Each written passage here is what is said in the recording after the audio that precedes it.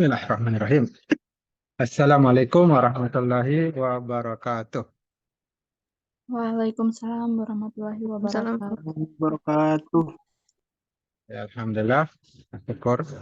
Kita lanjut kuliah lagi ini. Dari awal sampai terakhir, sekarang perkuliahan akhir, masih bisa sehat walafiat lanjut kuliah. Mudah-mudahan dapat nilai A. Dan Amin. Amin, Pak. Amin. Rekam tugas sampai kuliah dan ikuti ujian. Setelah ini ujian akhir semester. Salawat dan salam, semoga Allah berikan kepada Nabi Allah Muhammad SAW, keluarganya, sahabatnya, pengikutnya sampai hari ini dan sampai generasi akhir zaman. Nah, sekarang perkuliahan terakhir, perkuliahan ke-15.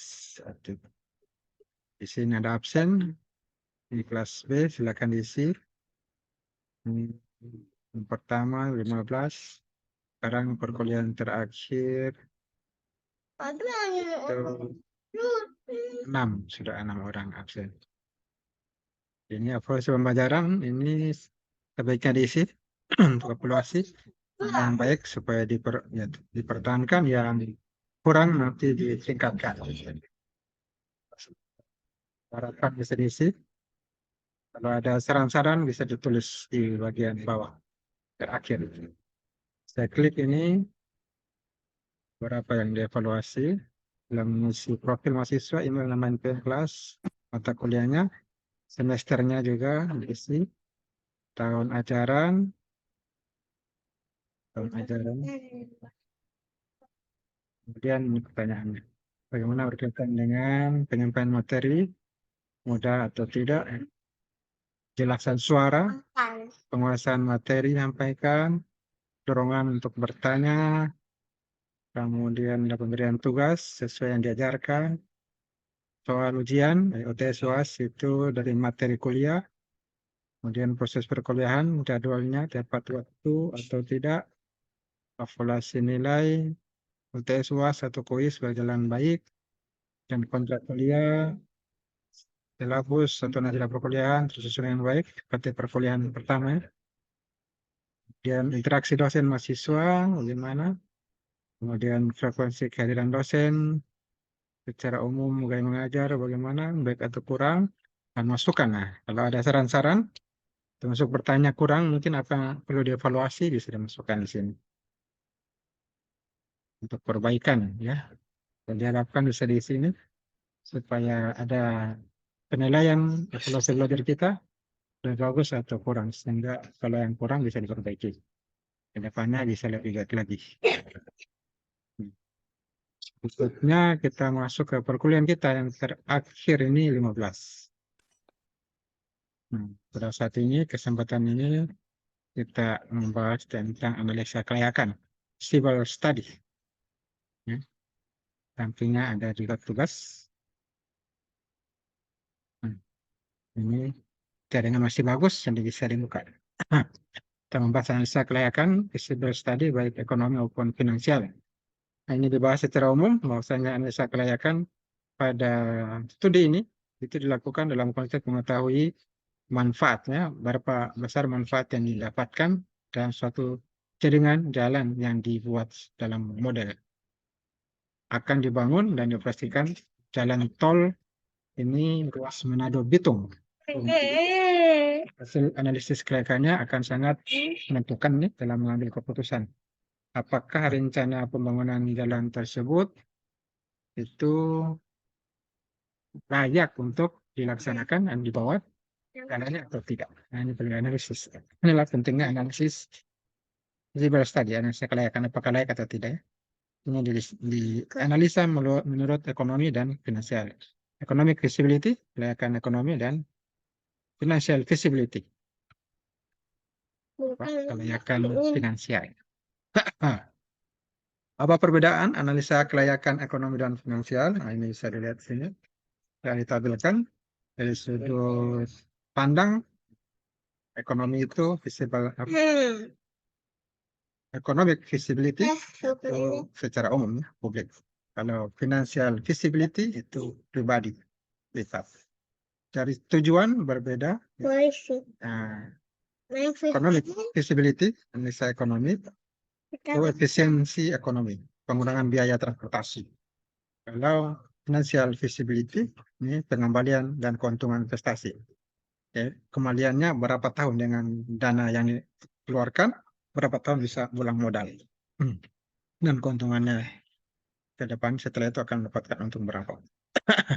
Nah, untuk kriterianya ini metode yang digunakan itu untuk ekonomi feasibility ada NPV, net present value, ada DCR, ada IRR. Kemudian untuk analisis financial feasibility itu ada payback period, ini kapan kembali modal, tahun berapa kembali modal, dan ini analisa pajak IRR. Dari sisi aplikasi, analisis ekonomi atau economic feasibility itu proyek untuk masyarakat. Kalau financial feasibility, finansialnya keuntungan, dia proyek swasta dan profit oriented, tujuannya untuk mendapatkan untung. Ini berarti kita melihat dari sini ada sisi ekonomi feasibility dan ada financial feasibility. Apakah kita mencari untung, financial feasibility, mencari penggunaan untuk masyarakat, ekonomi feasibility. Dari sisi komponen biaya juga ada sini, langsung dan tidak langsung nih untuk ekonomi feasibility. Ada financial feasibility langsung pada proyek. Dan penetapan harga, nah ini ada shadow price, ada transfer price, ada thinking.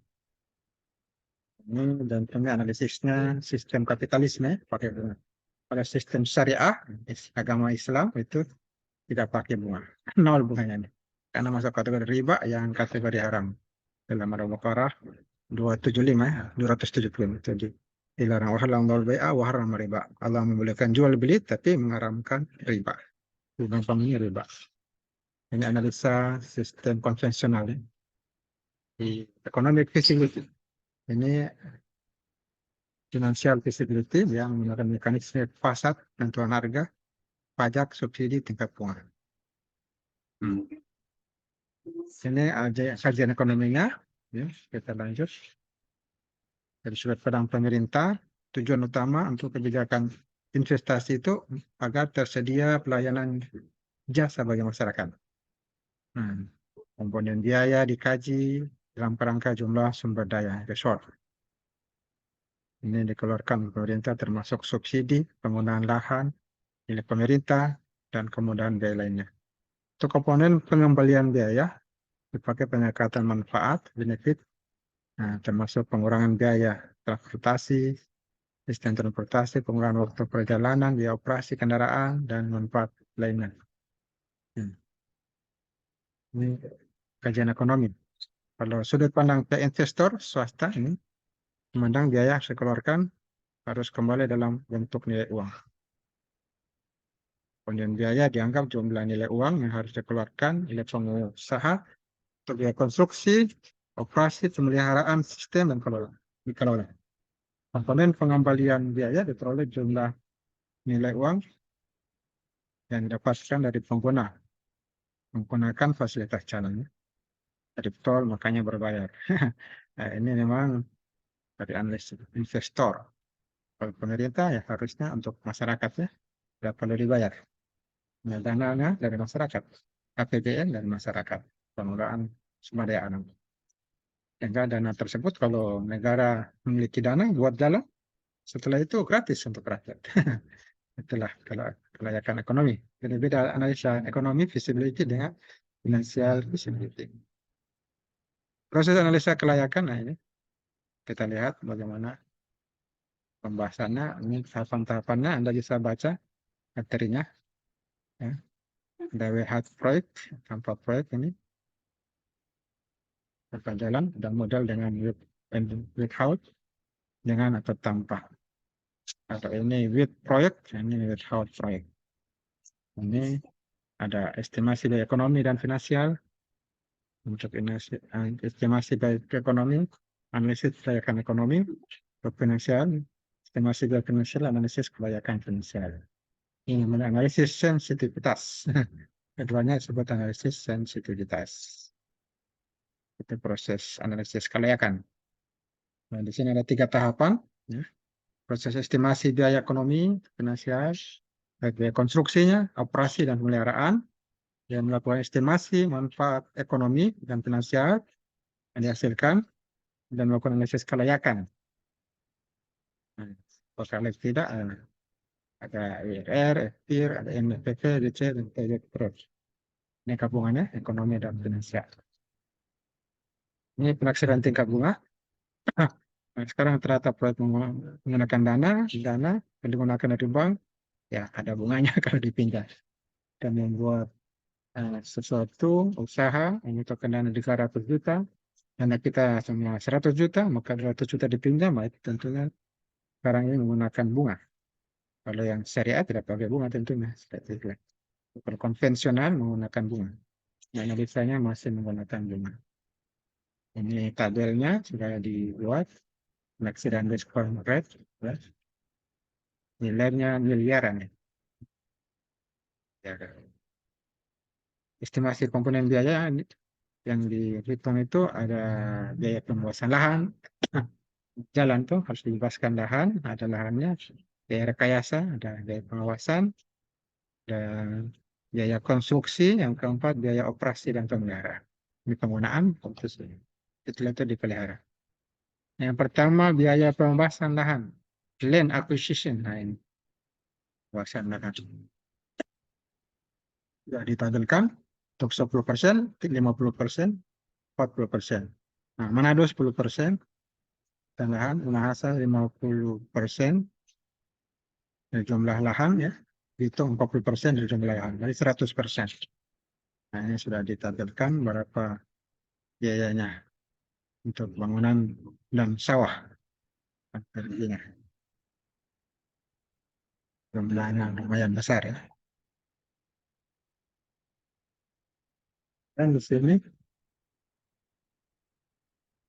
sawah itu totalnya 530 miliar, jadi 78 juta rupiah. Hampir 1 M untuk lahan saja. Kemudian berikutnya biaya rekayasa dan pengawasan. Ini 2% dari total biaya konstruksi. Pengawasannya 2%. Biaya konstruksi ini pembangunan, construction cost.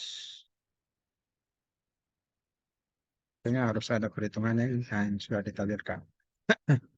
Ya, drainase, pekerjaan tanah, peleburan perkerasan, bahu jalan, perkerasan berbutir, perkerasan aspal, dan seterusnya. Ini jumlahnya berapa? 2.826 juta 600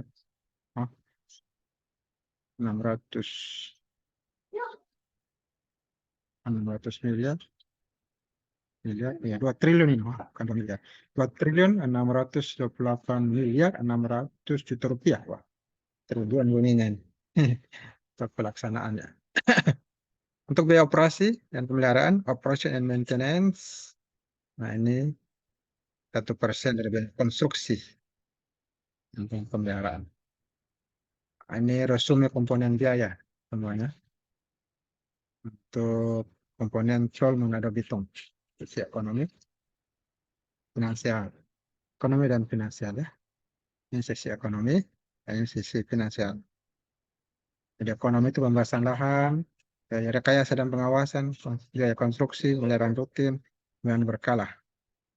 Sedangkan finansial ini pembahasan lahan juga, biaya rekayasa dan pengawasan, biaya konstruksi, pemeliharaan rutin, pemeliharaan berkala 5 tahun, biaya operasional dan administrasi, billboard dan rest area. Nah, berikutnya pendekatan penentuan manfaat transportasi. Nah, ini bisa dibaca-baca. Kemudian manfaat penghematan biaya operasi kendaraan, maka apa saja manfaatnya ini bisa dibaca. Sudah ditampilkan sini jalan tol dan jalan non tol menurut PCI. Nah, di mana operasi kendaraan ini ada menggunakan bahan bakar, fuel cost, minyak pelumas, oil cost, biaya beban, tire cost, biaya pemeliharaan, suku cadang, depresiasi, asuransi. Ini dasar-dasar perlukan dalam setiap kendaraan representatif. Ya, satuan bakar bensin, solar, pelumas, harga ban baru, kendaraan depresiasi, jarak tempuh rata-rata. Ini komponen depan yang dilarang. sedan, truk, dan seterusnya. Ban. Ada kalau bekerja juga ahli mesin, supir bus, supir truk, semuanya dimasukkan. Begitu kemudian berikutnya manfaat pengamatan waktu perjalanan sistem. Bisa dibaca ya. Banyak penjelasannya. Dimana asumsi menghitung nilai waktu ekonomi kendaraan, NWK itu sudah ditampilkan.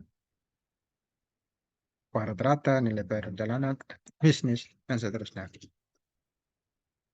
Jadi didapatkanlah datanya, hasil perhitungannya. Ini BKBOK dan BKNWK. Ya, akan dibaca apa itu BKBOK dan BKNWK.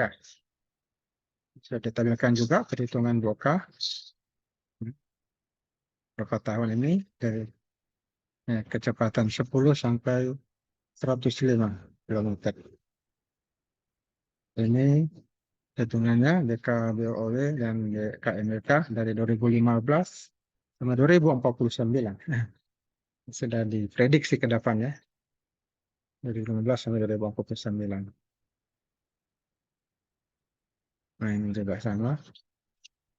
Skenarionya Rp600 per kilometer pembayaran tol. Ini pengamatannya nilai waktu. Ada 500 per kilometer, 600 per kilometer, 700 per kilometer.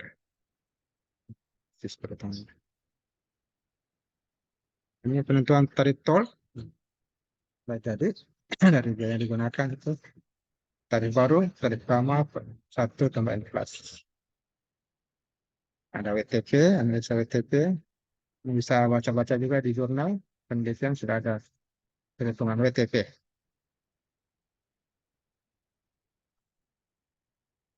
Pendapatan jalan tol skenarionya Rp500 per kilometer. Sudah ditampilkan. Ya, pendapatan jalan tol Rp600 per kilometer. Ini juga Rp700. Kalau Rp700 per kilometer, nah ini analisa. Pendapatannya sekian. Jadi bisa ditahu kapan pulang modal dan kapan sudah mendapatkan keuntungan dengan analisa tadi. Berikutnya analisa indikator kelayakan investasi. Ada NPV, Net Present Value, ada XR, Benefit Cost Ratio, ada IRR, Economy Internal Rate of Return. Analisa metodenya digunakan. Analisa ekonomi. Analisa ekonomi. Ini kelayakan ekonomi. POK, biaya operasi kendaraan, manfaatnya. 4 pengamatan waktu perjalanan sistem. Tampilkan hasil analisis ekonomi. Kemudian 500 per kilometer. CR, NVT, RR. Ditabel digambarkan di dalam gambar.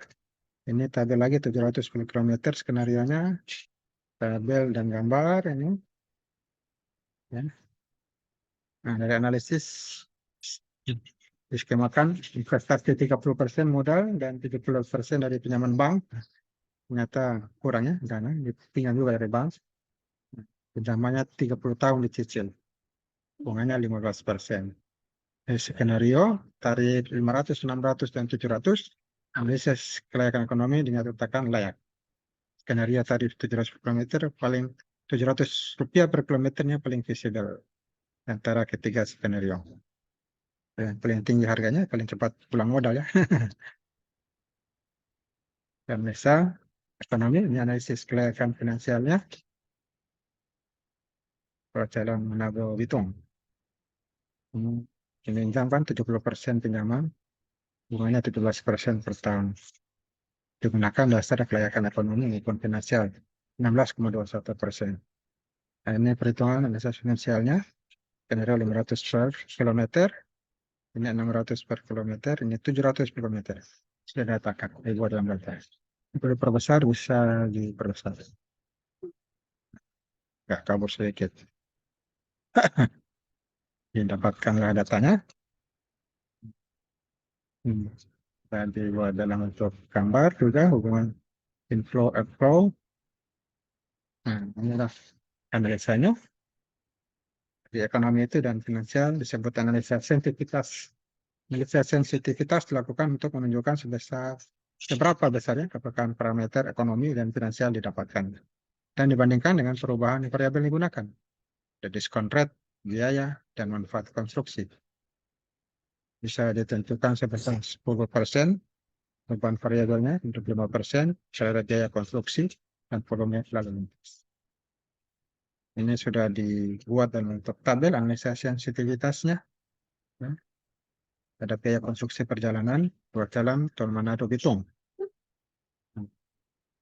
Ini biaya konstruksi normal, FIR-nya 16,2%, biaya konstruksi naik 10%, 25%, lalu lintas turun 10%, lintas turun 25%. Sudah ada data analisis sensitivitasnya.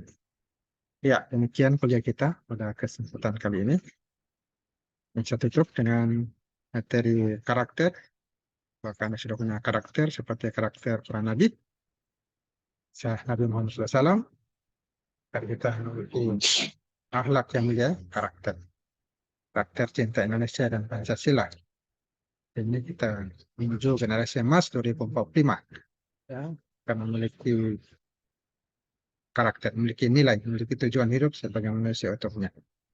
Dan ground pemikiran kita bertumbuh, ground mindset ya. Learning culture dan innovation culture. Budaya belajar dan budaya berinovasi. Inilah kisah Nabi SAW, mana pada zaman dahulu kala keadaan manusia dikenal dengan jahil, bodoh. Mereka saling berkelahi, berperang, menyembah patung. Nah, kemudian macam-macam mereka lakukan, kejahatan, membunuh anak baru lahir, dan sebagainya. Nah, Allah mengutus Nabi Muhammad SAW, dan kelahiran beliau Seninnya 12 Rabiul Awal tahun Gajah. Saat itu ya keranda Kisra jatuh, pengawal lari ketakutan. Apa ini yang terjadi?